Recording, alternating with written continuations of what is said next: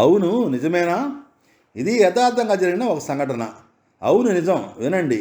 ఒక భార్యాభర్త ఎంతో అన్యోన్యంగా ఉండేవారు. వారి అన్యోన్యానికి గుర్తుగా వారికి ఒక కుమార్తె పుట్టింది.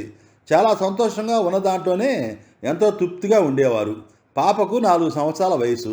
ఆ పాప తల్లి ఒకరోజు తన కూతురుతో, నీకు ఒక తమ్ముడు పుడతాడు కొద్ది రోజుల్లో. నీవు వాడిని బాగా చూసుకోవాలి. వాడితో గొడవ పడకుండా బుద్ధిగా ఆడుకోవాలి. వాడికి ఏ లోటు రాకుండా చూసుకోవాలి అని చెప్పింది. అప్పటి నుండి ఆ పాప రోజు వాళ్ళ అమ్మా నాన్నలను తమ్ముడు ఎప్పుడొస్తాడు అని అడుగుతూ ఉండేది. తన తమ్ముడి మీద ఎనలేని ప్రేమను అనురాగాన్ని పెంచుకోసాగింది. నెలల నుండి ఆ తల్లి నిజంగానే ఒక మగ శిశువును ప్రసవించింది. కానీ ఆ బిడ్డకు ఏదో తీవ్ర అనారోగ్యం వలన ఆ బిడ్డను ఇంటెన్సివ్ కేర్లో ఉంచాల్సి వచ్చింది. ఆ పాపకేమో తన తమ్ముడిని చూడాలని ఆశగా ఉంది.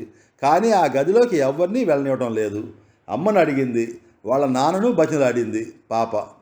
నాన్న, ఆ పాపను ఎత్తుకొని, తమ్ముడికి ఆరోగ్యం బాగలేదు, నువ్వు కూడా విసిగించకు అని మెల్లగా చెప్పాడు. కానీ ఆ పాప అస్సలు వినటం లేదు. పాప అడిగింది, నాన్న, ఒక్కసారి నా తమ్ముడిని చూపించండి, వాడి దగ్గరికి నన్ను తీసుకువెళ్ళండి. వాడికి ఏమీ కాదు, ప్లీజ్, వాడితో నేను ఆడుకోవాలి. నా తమ్ముడి దగ్గరికి ఎందుకు నన్ను తీసుకెళ్ళనివ్వటం లేదు అని బిగ్గరగా ఏడ్చింది. ఆ పాప ఏడుపుకు ఆపబోయేసరికి తండ్రి డాక్టర్ గారి దగ్గరికి వెళ్ళి, మా బాబు బతికుంటాడో లేదో మాకు భయంగా ఉంది, కనీసం మా పాపనైనా బతికించుకోవాలి. బాబును ఒక్కసారి పాపకు చూపించి తీసుకువస్తాను, దయచేసి అనుమతి ఇవ్వండి అని అడిగాడు. డాక్టర్లు కూడా పుట్టిన బిడ్డ పరిస్థితి సరిగ్గా లేదని, అసలు చలనమే లేదని చెప్పి ఒక్కసారి ఆ పాపను తన తమ్ముడి దగ్గరికి తీసుకుని వెళ్ళడానికి అనుమతినిచ్చారు. పాప తన ఏడుపును ఆపి తన తమ్ముడిని చూడటానికి గదిలోకి వెళ్ళింది.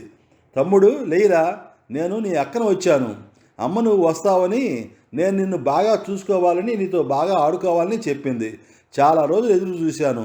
ఇప్పుడు ఇలా పడుకుని ఉన్నావే, లేయ్, మనం ఆడుకుందాం అంటూ ఆ బాబు చేతివేళ్లను మెత్తగా తాకింది. ఆశ్చర్యంగా ఆ పసిబిడ్డ కళ్ళు తెరిచి అలా చూసి ఏడుపు మొదలుపెట్టాడు.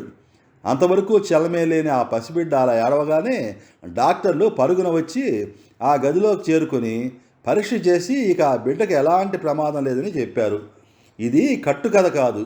ఒక పాప మనసులో తన తమ్ముడిపై పెంచుకున్న ప్రేమ అనురాగాలు ఖచ్చితంగా ఆ బిడ్డకు చేరాయి.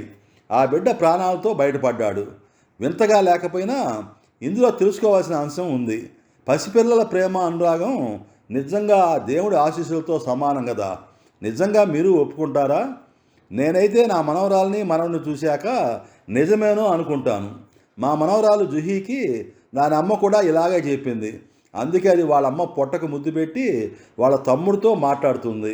మనవడు పుట్టినాక వాళ్ళ నాన్న వాడికి చెప్పేవాడు, అక్క మీద పడి ముద్దులు పెట్టినా బుగ్గలు నలిపినా భరించాలి నువ్వు అని. అందుకేనేమో మేమెంతమంది ప్రయత్నించినా వాడు పెదం కదిపి అరనవ్వే నవ్వుతాడు. 4 నెలల మా మనవడు తీక్షిత్తు.